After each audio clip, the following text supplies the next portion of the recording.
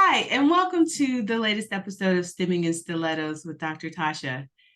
And as you guys know how we do it, I always bring you an interesting guest, and today is no different. So, so here we go. Um, I love it when I get to meet new people and they find me and I find them. This guest found me. Oh, wait, is that true? Or did I find you? I think I I found think you found me. I think I found you on LinkedIn, right? Or is this yeah. So I found her because y'all know I stalk people, right? I think that's true. I do. I stalk people. And I think I've been following you for a while on LinkedIn. And so I stalked her, y'all, and she said yes. That's how it happened. That is how it happened. So so stalking pays off. I think this is the one time, maybe the second, maybe third. Okay, it pays off, y'all. It pays off. Pays off. So she said yes, and so she's the guest on the show. So say hello to Shayla Wallace. She is the latest woman of color in STEM to say yes to my stalking tendencies on LinkedIn, y'all. So she, I'm so, I am so happy that you said yes to me on LinkedIn. I just love what you're doing. I just love that you said yes, and I'm honored that you said yes to being a guest. Yes, yes. Thank you. I mean, I wanted to, my trajectory in the work that I'm doing now started with the STEM Foundation, and so I love to share a different route to STEM, yeah. So thank you for having me, and I love the title STEM and Stilettos. Beautiful. Listen, I mean, why not? I mean, we come in all shapes and sizes. Whether you're wearing sneakers and heels, whether you are wearing clogs, so it doesn't matter as long as you are stimming in them. Yes, STEM and Okay, hey, let's do it. So, Shayla, tell us your STEM story. So my STEM story started with a pivotal moment at the age of 4, probably before that, but it started my grandmother's diagnosis with breast cancer. Wow. And so as a young child, growing up, I was able to be kind of immersed in her world of chemotherapy and radiation and treatment. And as with any young child, being 3 or 4, just curious about what is happening to my grandmother, and why is she going through this? Why are doctors probing her? My mother would say, like, the only way that my grandmother would complete her treatment is if I was in the room with her. And so that kind of piqued my curiosity at 3 and 4, at the age of 3 and 4. And then she passed away in January of 1988. And so that experience in the first couple of years of my life left me like a budding scientist, like, I want to find the cure to what killed Granny, right? And so that really is my STEM story. What launched my quest, starting at that age, into figuring out what can I learn, what can I get my hands on, to find the cure to cancer, breast cancer. So that led to, of course, being in school. I was born and raised in the Tidewater area of Virginia, and attended school in my early elementary years in Williamsburg, Virginia, and then I matriculated or moved to Newport News and started to attend school from grades 3 through 12 in Newport News, Virginia. So that experience and from a K through 12 experience, I really didn't have science, but I always knew, like, hey, there is something more than English and math that I'm getting that will help me solve the cure to cancer. And it just wasn't happening. Like, I would be pulled out for cool science experiences in elementary school, like a cool lab that smart kids or kids that were ahead of their work, or like an extension opportunity. But I never really had a science class in my elementary school experience. And so, yes, really, yes. So, and it's So surprising, fascinating, right? yeah. So it's like I was like, I didn't. I'm like, there is something more here. And so, but my mom noticed at a very young age my curiosity. My mom was very make sure she researched different programs at a very young age that I could get involved in. So that included like opportunities in the community, like through the Boys and Girls Club. Um, but really to have like a science experience, be exposed to the content consistently wasn't until my seventh grade year. And so I tell people that was like the pivotal point in my K through 12 experience where I was like, oh yeah, I want to go into science. And I always shout her out. It was my seventh grade science teacher by the name of Mrs. Siders. She made everyone do a science fair project, and every seventh grader. And so um, part of that experience was everyone had to go to the library and find a topic that they want to do for a science fair project. And everyone was choosing these cool experience, these very cool, like I want to see if I play music, if that would impact the plant grow, like really cool stuff. And my mom at that time of my life was like, girl, I am tired of doing your hair. You got too much hair. You are on your own. You need to figure it out. Like, so I made a science fair project out of hair. And so when I was in seventh grade, I was reading this book in the library, and it talked about um, hair, keratin and disulfide bonds and these different things that goes into your hair follicles, how hair grows, and type of amino acids and proteins. So I was like, well, if our hair is made of amino acids, and I didn't know none of this stuff, but they had the diagrams of all these chemicals that are found in our hair, or these formulas. And so I noticed N for nitrogen. And so I came with a testable question. Was like, does the amount of nitrogen in hair impact the texture of hair? And so Okay. I submitted that question to my seventh grade science teacher, and she allowed me to run with that vision. She didn't say no, don't research it because it's going to be a crazy experiment, but she allowed me to do it. So what I came up with was I wanted to test different hair textures, particularly straight, curly, kinky, or very afro like, or whenever we got correct terminology today for it, but 4C type hair. And so what I would do is I made a little IRB form, a human subject form that my science teacher approved, and I would collect hair samples from girls in our school. So I would be in the bathroom, my little form saying, hey, I'm doing this cool science fair experiment. I'm testing the amount of nitrogen in the hair to see if it makes it impacts the texture of hair. Because if it does, my goal is to invent a shampoo. Right. And so I collected hair samples. I somehow researched in my reading. This is why I'm going to put a plug in why the library is super important, and that parents, please encourage your students, your children to use it as a resource.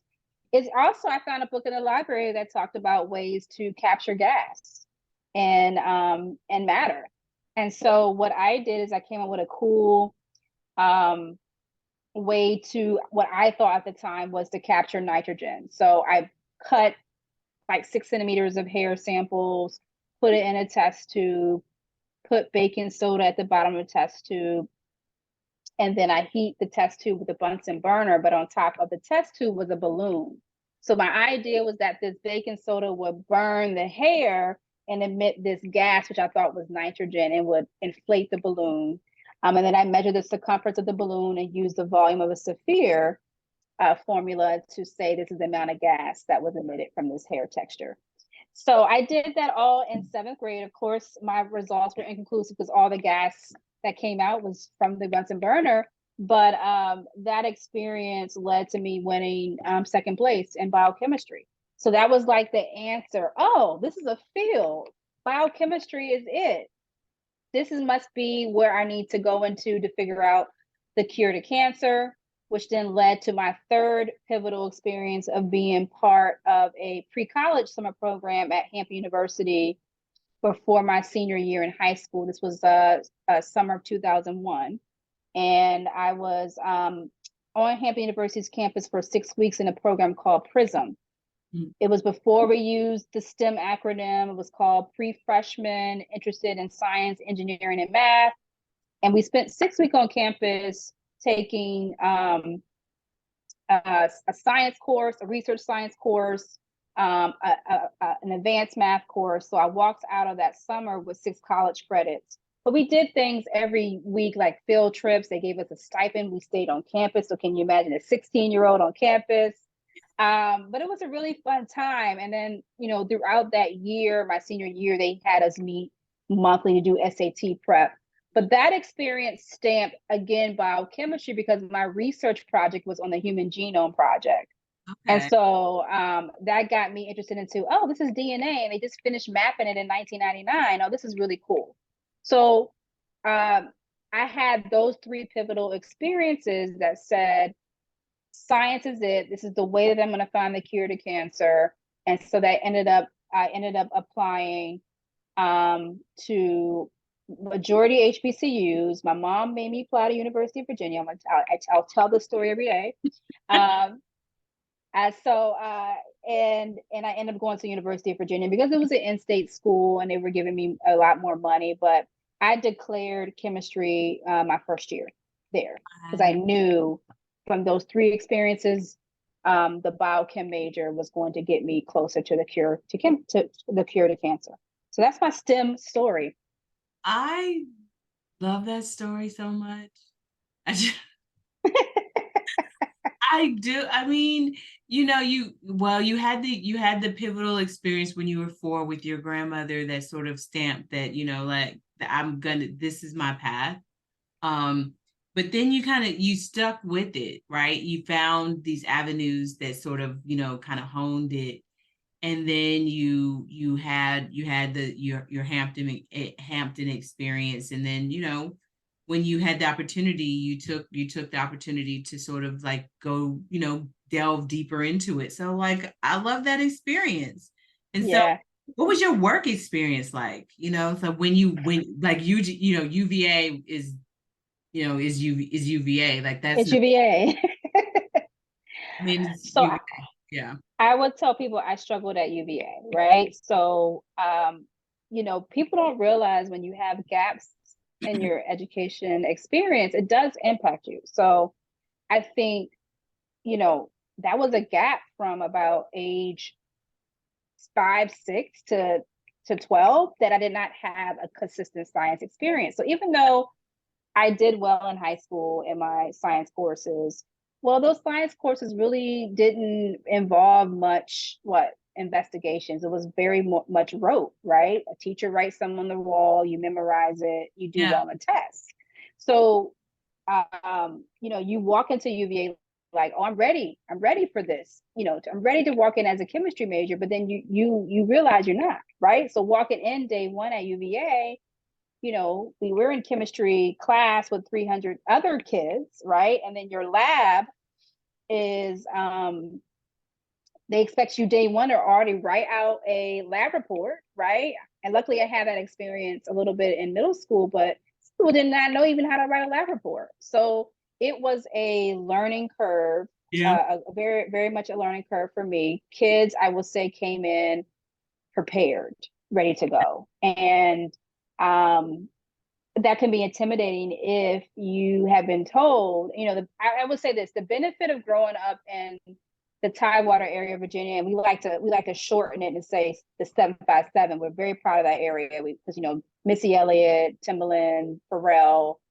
I can name all the greats, Allen Iverson, they're from that area. So we brag about it. But the cool thing about growing up in that area, it wasn't an anomaly for me to see a person of color in STEM. We had NASA, we had Hampton University, we had Norfolk State.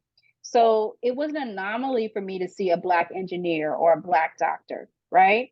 But then going to University of Virginia, where is only 6 of us in a chemistry major out of a group of 110 students that have declared, that can be a bit intimidating. And then if you're not prepared for the work ethic and you don't know how to use the resources, it just continues to put you down a spiral. And so I tell people, I was on academic probation twice at the University of Virginia. Yeah. Right. And so I, just like a lot of people, a lot of my friends who went in pre-med or went in really passionate about STEM, and they got on that first academic probation, what do? They dropped the major and went to something else that they could felt they would be a lot more successful in, but I didn't. I took the L's, I went to summer school, I got tutors, and I was able to graduate. It wasn't a high GPA, but I persisted. And I think it was 2 things, being stuck to this vision about my grandmother, but also, I really had a passion for science, and I didn't want to let those experiences impact how I finished. Yeah, that sounds very similar to me when I went to Georgia Tech. It was like I didn't have calculus when I went to Georgia Tech, and like I'm ending up in calculus class, and it was like what is this, right? What is this? Yeah. And I had chemistry, but I didn't have organic chemistry. It was like all of things, like, it was just like, what is the one thing on top of the other thing? The only thing I had going for me is that I knew how to study, right? And so, and I had a really good lab partner who wasn't afraid to be like, I got you, girl. I had a couple of those. We would have late night sessions. I'll also say one thing I learned is the value of community in these places, and not to be afraid to reach out to people who are doing well and say, hey, I want to learn from you. Can you help me? And so I learned that probably my last 2 years at the University of Virginia. Yeah. Yeah, it took a while. One of the things especially at a PWI, is that you really do have to find your crowd. Like, you have to find your people, right? Yeah. Because that's one of the if I learned nothing else, like, you have to find your people. Like, you gotta find you do have to find your people when you are at a PW. You just do. And I mean, I would tell, you have to find it at a HBCU too. But you do have to find it at a PWI, because like it's just a different beast of It is a different beast. And it is very much a different beast. But I mean, despite the struggle, I think I developed a really great community of people there. And which leads, I don't know, we would talk about this now, but which leads me to what I'm doing now is like, yes. I always in a way had a passion, like a gifting of mentorship or almost education, like, right, growing up. And so even at the University of Virginia, I noticed my struggle, and I noticed the limited number of Black kids that were going to, and declaring a chemistry major. And so me and the 5 chemistry majors that were in my class, we started an organization called the Organization of Black Chemists and Chemical Engineers, where our sole purpose was to recruit more Black, and it was kind of like a spinoff of Nobi Shea. We were trying to become a Nobi Shea chapter, and that never happened, but because it was too small. But our mission was to encourage people to go into chemistry, but we also offered opportunities like study sessions and just awareness of how to be successful. And so that gifting started to emerge a little bit, coming out of my last 2 years at UVA, which was super funny because my mother said to me, my last year, I think you should stay an extra year at UVA. I think you should apply for your master's degree in teaching. And I'm just like, no, I don't want to teach. I'm trying to go be in a lab somewhere. I still got the lab background. I'm trying to be in a lab with a white coat. I'm trying to dissect rats. That's what I want to do. I don't know what you're talking about, mother. I don't know. I don't know about kids. And she was so serious. But what's so funny about that is like once she said that, I was starting to get like spammed by Teach for America. Like they're like, we're on campus today. We would like to meet with you to talk about, you applying to be part of the Teach for America. And you can go. I'm like, I don't want to teach. Like all the signs were there, but I was just so stuck on, no, I gotta find the cure to cancer. I'm going to do that because that's what I've done. And that's what I promised myself since I was 4. So leaving the University of Virginia, I graduated in 2006. It was a struggle to graduate. Almost did not graduate, but I did. I made it out. And my aunt and uncle, my aunt came to visit me came out for my graduation. And she was like, well, you don't have a job yet, so why don't you come visit us in San Antonio? You've never been to Texas. And I was like, oh, okay, that'd be cool. I ain't got no money. I ain't got no job yet. I can go, do a little vacation. I'm 21, I got a little college degree. Let me go out. And that 2 week stay ended up being 9 years that I stayed in San Antonio. So I decided after 2 weeks, I was like, I think this is where I need to be. I think this is where I need to be to grow into the woman I desire to be. And see, a couple of months to me prior to me moving there, I had prayed to God, like, Lord, the next place that you send me, or if it's not going to be home in Virginia, wherever you send me, allow me to learn all I need to be the woman you've called me to be. And so I felt like that was San Antonio. So that 2 week stay ended up being a 9 year. So I was there from 2006 and I moved in 2015. So in that time period, that's when I got into education. And even that story is phenomenal, right? That year that I moved there straight out of UVA, I decided that was going to be my gap year. Here, still stuck on my plan. I said, you know what? I'm going to take this year to apply to post-bac programs. I was looking at UT Health Science Center, San Antonio. They had a great master's degree program. And I was like, I'm still going to find the cure to cancer. Yep. I follow. Mm-hmm. That's what I'm going to do. And my aunt and uncle were like, okay, great. You need a job.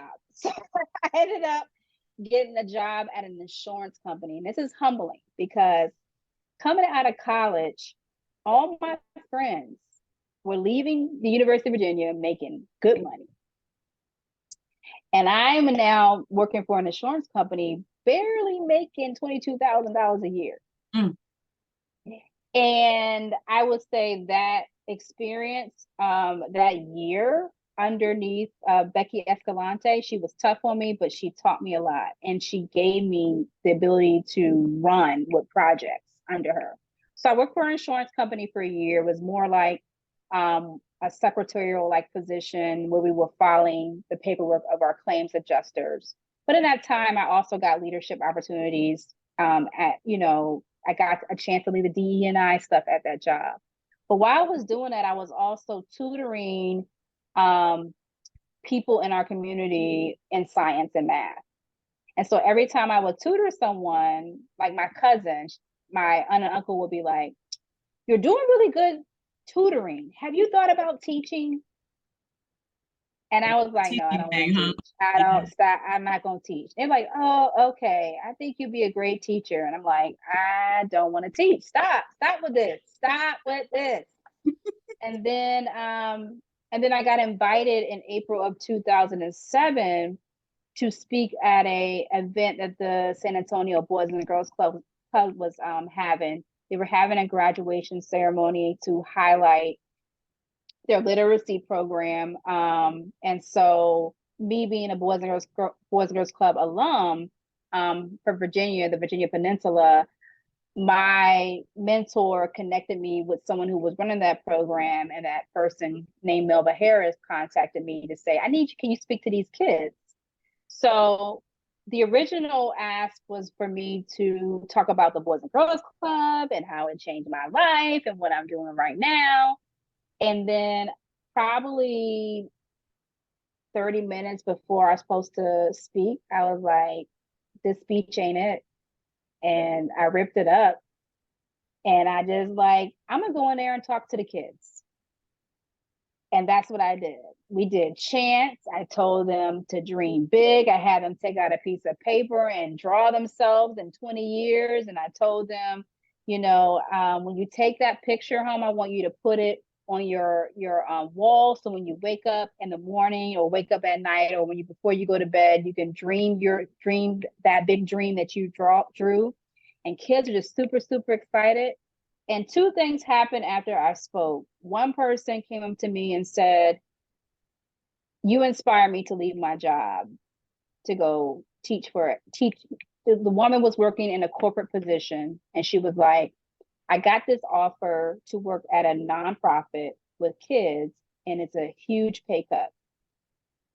The way you spoke to those kids, you encouraged me to make the leap to this new job. So that was the first thing that happened. I was like, oh, okay, thank you. All right, great. The second thing that happened was the president of the board of directors came to me and said, the way you engage those kids, have you thought about teaching? And I was like, okay, Lord, what is going on? Like, this is like the 10,000, my mama, my aunt and uncle, everybody else that I'm tutoring. Like, okay, let me listen.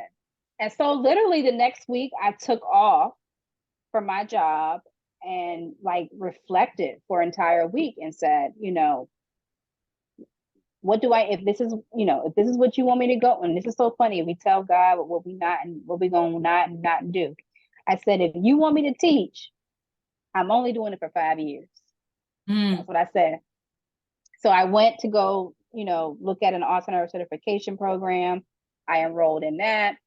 And my original intent was to teach middle school, because middle school was where science was life-changing for me. So I originally went in to get certified in science 4 through 8 in Texas. But then the person over the program was like, you have a chemistry degree, so we're gonna go ahead and add on 8 through 12, because it will just be a great cert to have if you ever want to teach high school. So that was April 2007. And I got my first teaching job in August of 2007 at a charter school teaching. Originally, it was supposed to be middle school science, but the teacher quit 2 days before he was supposed to start. A high school chemistry teacher quit 2 days before he was supposed to start. And so I got moved up to teach high school chemistry in August of 2007.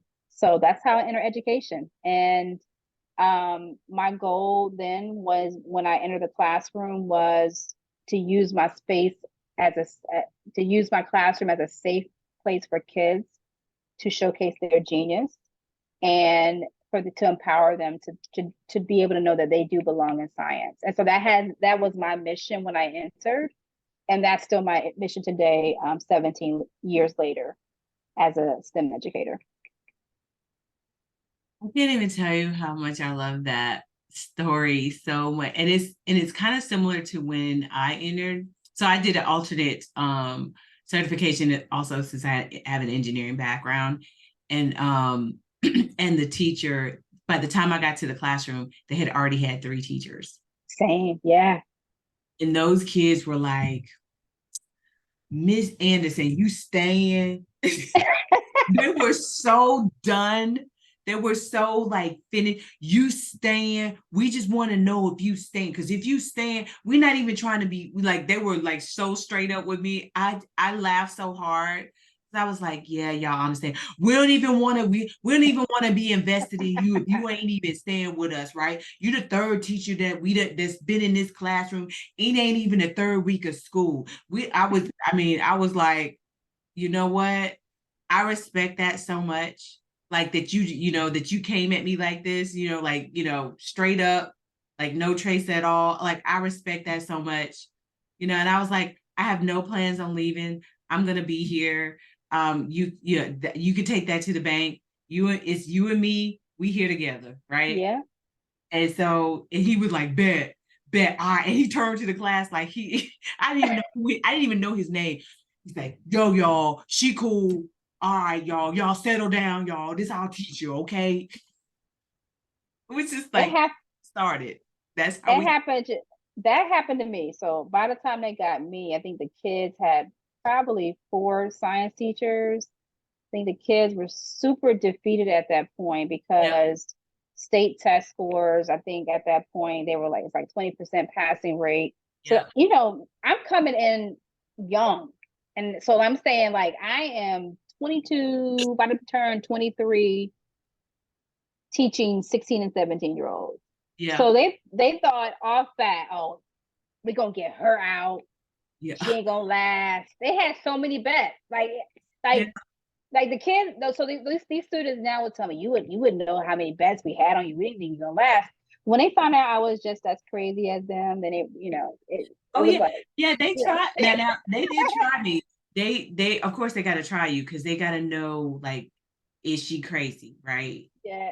And when they try you, like they stole at the time there were CDs. They stole a couple of things. And they knew I was crazy when I went and let them out the classroom until they returned all of my items. Hmm. Yeah, No one yeah. is leaving here until you guys return. They're like, I gotta go to my next class. How you gonna get up out of this joint? How you gonna Yeah. get up out of here? I taught math. I taught math, physics, and in engineering. And I was like, I don't care Ooh. if you have to go, I don't care how you gonna get, I don't know how you gonna get to your next class. And they were like, you gotta teach another class. I certainly do, but they won't be coming in here until you all return my stuff. And they were like, she crazy. And then whoever took it, they emptying out their pot. You gonna return my stuff. I know that. I don't deal with thieves. I don't. Wow. And so that's how they did. I was like, y'all got the wrong one. I don't. One. Yeah. Okay. So Yeah, I didn't play with them either. I wouldn't share. I'm not going to share the tactics that I used to use back in the day. That might not, but yeah. uh, But I mean, but they have to know that. But I mean, it's almost like one of those things where they almost have to know that, it's almost like reverse psychology, because they almost have to know that you care about them enough. Like, yeah, I don't, I mean, because I told him, I was like, I'm not even going to turn you in. I'm not even mad about it like that. It's just like, listen, we're in this together, but I got to trust you. Like, we're not going to steal from each other. Like, I don't believe in it. We in this, I told you, I got you. I'm in this together, but you cannot yeah, steal from me. You just, we can't, yeah. I don't, Wow. I was like, we not doing this. So once we got past all of that, I mean, and when that group of kids, because they were in the ninth grade at that time, when they graduated, oh my God, I cried so hard. I cried so hard. They all came back to see me. Oh my goodness, I spent so much money on them kids though. Me too. I had snacks, everything. Oh my goodness, I Everything. cried like Yes. those were my own kids. I was just like, I need all of y'all to go because I ain't got no more money. Like, I got no more money. I wasn't even thinking about teaching in 2007. It was not. It was. I didn't get paid really. When first year teachers tell you their salary, they're like, "Woo!" My teacher salary first year was 30,000, and I was like, I don't even know how, with a what, $5,000 stipend, like because I taught science, right? but What I was even doing. But I will say this. I felt like those first 4 years, now it's different now because I mean I'm doing different things, but those first 4 years, I felt like I did some of the best teaching of my life. I don't know if you feel like that now, but I felt I like feel like, yeah, yeah, I felt like my first, yeah, 4 to 5 years, I was probably the most creative. I took a lot of risks, yeah. right? Because So you I was didn't know no better, always, right? anybody. So I was like, oh, I'm gonna try this. I remember one day, I was so ambitious, and I have found in this is my second year teaching. I found in the little science closet, we didn't have the actual, gas to do, like, you know, use a Bunsen burner. Yep, We didn't have yep, that. It just wasn't safe in the room, right? And my class sizes at that time were like 36 kids. mhm. And I was like, these kids gonna burn something this year. And so I found a little portable Bunsen burners that you can just, it's like a flame torch, right? And I sure did have them kids up in my chemistry room working with the portable Bunsen burner. And I was like, you're crazy having these kids. It was 36 kids in there.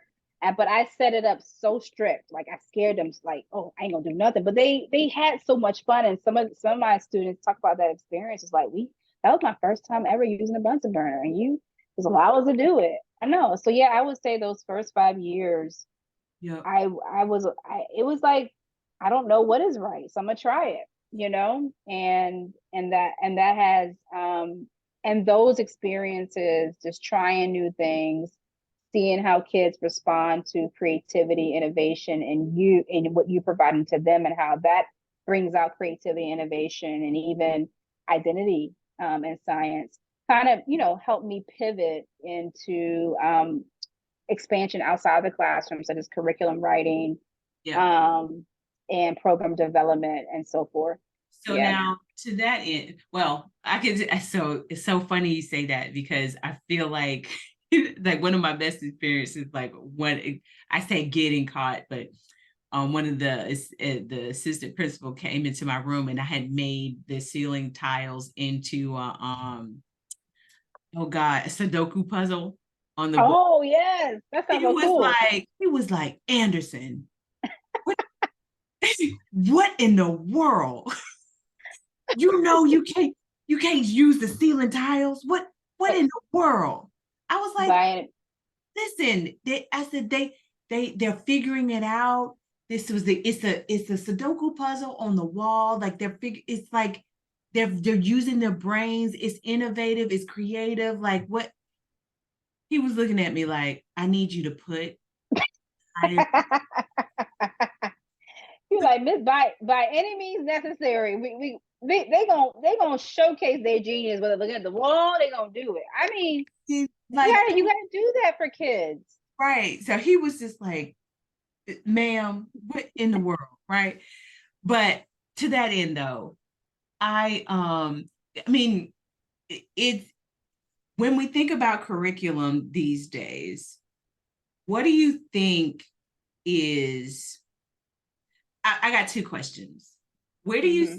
see and it's kind of an open-ended question and it may be a setup, right? Mm-hmm. Because it's Mm-hmm. like I don't know that there's one right or wrong answer. Right, right.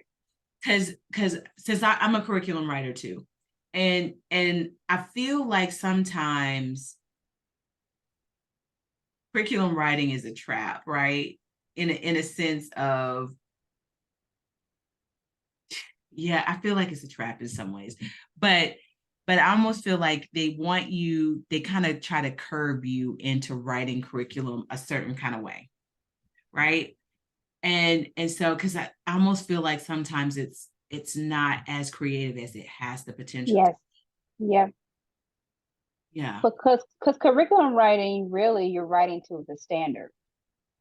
Oh, I'm And sick who's of it. writing and who's writing the standards? That's the other question. Are people at the table like us writing those standards? Right? But Even though, all of the standards are like the standards are so freaking vague that like and then when so you could go I won't say anywhere, but you kind of can go anywhere, but NGSS standards are like, give me a break. And then if you're talking about CSTA and ISTE, like Their standards. Yep. Yep. what Yep. in the world? Yeah. No. And NGSS, what I appreciate about NGSS is that that process to develop NGSS was a lot more inclusive versus how they develop Common Core, right? So I like the fact that they included teachers, everyone in that process to develop robust standards called performance expectations that Sure. highlight what a scientist's brain should do. They should be able to And do and I these. like those, but every single state though, if we look at Texas, if we look at Georgia, if we look at Pennsylvania, and it's like, well, if everybody was NGSS, then it would be great. But then if you Right. say if you were next generation science standard, okay, great. We can rock with that. But then that's not, it's like, but then if I'm in Texas, I got Got teaks. Got teaks. Yeah, got teaks. Because Texas hasn't adopted NGSS. so what do I do then? It's like, so then I gotta match teaks. Huh? It's confusing. Yeah, it's a confusing thing. But it goes, I mean, I won't get into the to all of it, but it goes back to the value of education and how it was originally set up. Right? It, So the it's original setup was not, education is not in our constitution. I know. It's so Not in our federal natural. but it's in our state constitution, right? Our state constitution has written what the right of education looks like for the state, and that's bias and all, we can go into all of that. So how, But as a curriculum developer or curriculum writer, it's like you don't even know exactly where to start. Like I've written curriculum at the state level. I've written curriculum for programs. I've written curriculum for foundation. It's just sort of like you don't even know really where to start. Um, right, it's I almost you're at the mercy.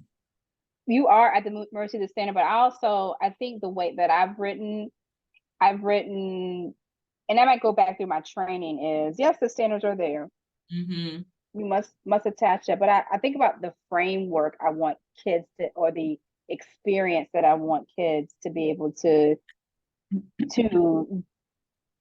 do while they're learning the content. And so, yes, the standards are there, and yes, it's giving me parameters and guidelines on what should be taught, but I Yeah, can control the narrative of how kids are experiencing that. So, how true. I've always thought about it is like what my values as a curriculum writer are always around creativity, innovation, and a way and for kids to feel empowered, and then Got their identity. So if I can hit those four things when I'm writing, but still holding true to what is needs to be covered, then I don't really, I can go as big as I want to and be as small as I want to when covering certain skills. I So love that. I think about like the value of doing project-based learning, the value of really doing the full inquiry cycle, like 5E, right? Um, Also, this emergence of design thinking, I think is a really cool way to get kids involved in science. Yeah, But I love a good design thinking project. It just seems like you can't, well, it depends upon how long the the how long is it, right? yeah, yeah, yeah. So like, but any opportunity that I have to write curriculum, those four ideals, like is there innovation, curiosity, is there identity, and is there a way to empower kids? And Uh, that's how I just streamline everything. And then I typically, say to people, I want kids to be able to solve some type of problem in the community or wherever they live. And that's a transferable skill, really, because if they can take the content and make it come alive in their own way, then they've learned. yeah. So I think That's so good. So the way I think about it is know, think, do, motivate. So what I want a kid to know, what I want them to think, what I want them to be able to know to what I want them to be able to know, what I want them to be able to think, what I want them to be able to do, and how am I motivating them to be able to do those three things at the end, right? So that's the way I think about how I'm when I'm doing a curriculum. And so that's how I think about it when saying similar. Um, Yeah, yeah, yeah, so yes. that's, So that's how I usually think about it when I'm going into a curriculum development thing. And and it's somewhere in there is that, innovation is sort of woven into the thing. And then usually I try to think about, because I'm an engineer first, I always try to weave in there the engineering design process or design mhm. thinking in some kind of way. Um, So, but design thinking usually is a longer process, and Yep. always try to think about how long is this thing going to be? And there's not a right answer to design thinking. You know, it can Right. go to different ways depending on where it takes the people. So Right. yeah, yeah. So that I mean, I only reason why I became a curriculum writer is because where I taught, um, there was no curriculum for high school science typically. So I had to learn how to take the standards and write my own scope and sequence, write my own unit plan, write my own tests. Yeah. Yeah. And so that skill developed over time, and that just been a skill that I have stamped. I really since 2007 when I entered teaching. Yeah. I mean, listen, but to me, if you can develop your own curriculum, you can find a job because I mean, trust. Yeah, it's a skill, and it's interesting because um, that skill that I've developed in curriculum development ended up leading me to leadership development and now coaching teachers and getting them to move in science to eventually I left Texas in 2015 because I got recruited to be in a science leadership position at a charter school in Philadelphia. And so that was like my first official leadership experience outside the classroom. So now I am coaching teachers in their practice in an emerging science program at that time. And then in 2017, I matriculated into an organization that I worked for previously in Texas to basically develop a STEM program for 18 schools. So I had served that developer skill has like catapulted me in different levels of leadership and has been an asset over time. And so that's why I laugh at teachers today and they're just like, I don't know what to do with all these resources because now we have curriculum. We have, all these options and it's like, what do you mean you don't know what to do? Back in the day, I had to write everything from scratch. You got more than enough. Like, you good. You can Like, just what you mean? yeah, you can just copy the lesson and take note. And so that's sometimes the disconnect for me. I'm just like, what are you complaining about? Like you didn't have to. I remember working 80-hour weeks as a teacher, like grading and writing Right. curriculum. It's just what are you really complaining about? Because I don't understand. Right. You're But like, wait a minute, hold on. you got resources, you got a test, you don't have to make a you test from you scratch. mean you've got a robot and you've got a kid and you've got it wait, hold, wait, okay, just give me a minute. Yeah. So, it's been a good role to, sometimes I have to think, how was I in my first 2 years teaching? Oh, okay. There are other factors happening. Yeah. Classroom management, the anxiety piece, you got people constantly coming in your classroom, observing you. So I have to, think about those things, but I think the beauty of being in this field today is something I would have never thought. Yeah. And at the age of 4, I was just so stuck on this. And now I tell people I'm developing kids to find the cure to cancer, right? Yeah. And It's so a that's how I windy, have twisty it. road. It is. And so, like one of my former students, one of my first students, Dr. Janice Jackson, I remember her in my chemistry class, my first year, and she was like, Miss Wallace, you have your chemistry degree? I said, yeah. She said, I want to get my PhD in chemistry. I said, you can.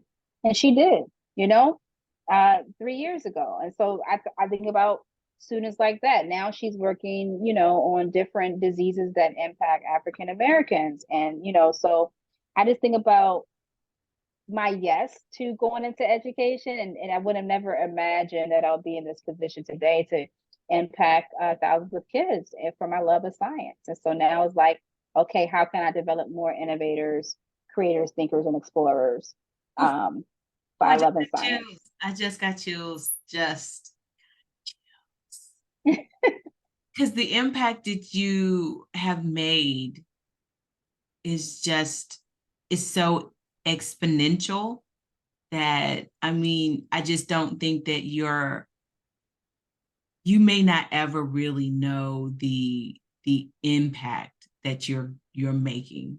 The number of kids and their kids and their kids and their kids. Oh, chills. I got chills. Yeah, yeah. So yeah, that is my STEM story. Yeah.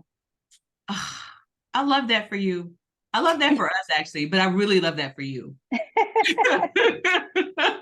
I mean, I really love that for you because that one, yes, and I don't even know if you consciously said yes. It was just the thing that was birthed from you having that experience with your grandmother.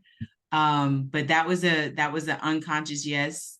Um, back then has led to all of this now. It's just mm, I love that. Yeah, yeah, yeah. And I'm still to figuring out like the next evolution of, science. What does that look like? My current role right now, I'm out of the director of science role. I'm matriculated into a new role where I'm helping to formulate the project-based learning vision for the entire network. So that's going to be really, really, really cool. Is like all kids in every grade is going to do a project-based learning experience. So being able to lead Oh, that initiative, and yeah, that's what I'm doing right now. So we're super excited. We'll be running our first pilot in December with a fourth grade. We're going to write project-based learning units for ELA. And so the kids in this particular unit, they're reading a book called The Ninth Ward, which is about Hurricane Katrina. And so through them reading that, they're going to be learning some elements of science and social studies, and using the book as a way to figure out, well, how do I create an emergency preparedness kit? And so by the end of them reading this book, they're going to be creating an emergency preparedness kit that they can present to their community. So we're super excited about that pilot happening in December. And then, if all pilots go well, by May, we'll do every kid next year. We'll do one project-based learning unit, starting in kindergarten all the way up to 12th grade. wow, I love that for you. Oh, just I touched that just touches me in such a genuine way. And the kids are going to remember that because it's not only is it, I mean, it's STEM, it's innovative, but it's such a community based project that they're helping their families, they're helping their communities in such a genuine, true, honest way. Yeah, yeah, yeah, They're going to remember that. yeah. And that's what you want kids to do is, you know, you want kids to remember and appreciate learning, and Yeah. and be like, oh. And so for me, that was my seventh grade science fair project. Right. And that's So what you want. And it's gonna make for some of those kids, that's gonna be the light bulb moment. It's gonna be like, oh, okay, this is me. It's gonna be that heart moment where it's gonna be like, okay, this is what I'm supposed to be doing with my right, right, yeah, yeah. yeah. Okay. So this is how we end Every single show. Well, before we do that, if people are looking for you, because they're going to be looking for you after the show, where can people find you? If you want people to find you, where can they find you? So LinkedIn, my name is spelled a little differently. You can find me, Shayla Wallace. It's spelled CH, accent over the ELA, S. I have my initial S, Wallace, WALLACE. I'm on Instagram. My Instagram account is CWalla, CWALLA, STEM, STEM EDU. So you can find me there. And yeah, that's where you can find me. Those two places. And then if you want to send me an email, it's my first and last name @gmail.com. Okay, y'all, she gave you all the information and her email. I wouldn't suggest y'all email her, but do look her up on Instagram and LinkedIn. Yeah. And so she has given you permission to do so and do so. And all the information will be in the show notes. And y'all know I'm going to encourage you to look at and read the show notes. Show notes, people. Okay. So you can find all the information in the show notes. Okay. So last question, and this is not a hard one, but last question. And this is the one question that we ask every single guest on the show. And it is, if you could travel back through time and talk to your younger self, what advice would you give her and why? Good. I would say to live in freedom. I think we get so caught up. That prime example of me, I got so caught up on what I wanted to do. I didn't see what was the possibilities outside, right? Yeah. Of that. Sometimes we get some tunnel vision that we miss other things. We miss the freedom of life. We miss the process, the things that you're learning now to try to get to the next level. So I would say just enjoy life, be free, and part of that is being open. So that's what I would tell myself. To experience the fullness of life and its abundance. Y'all, I love that answer so much. I love it. I mean, it's true. I mean, it's true. Okay, I got nothing else. I got nothing else. I got nothing else. Okay. All right, y'all. So this concludes our episode today with Shayla Wallace. Y'all, I have enjoyed you so much. I'm so glad that that I stalked you to the point that you had to come on the show. Stalking pays off sometimes, shoot your shot. What do they say? Shoot your shot, shoot your shot. Shoot my shot. Shoot your shot. When shooting your shot pays off. I love that. When it pays off, it does. It can. Oh my gosh. All right. I mean, seriously, I've enjoyed you so much, and thank you for just saying yes. I just thanks.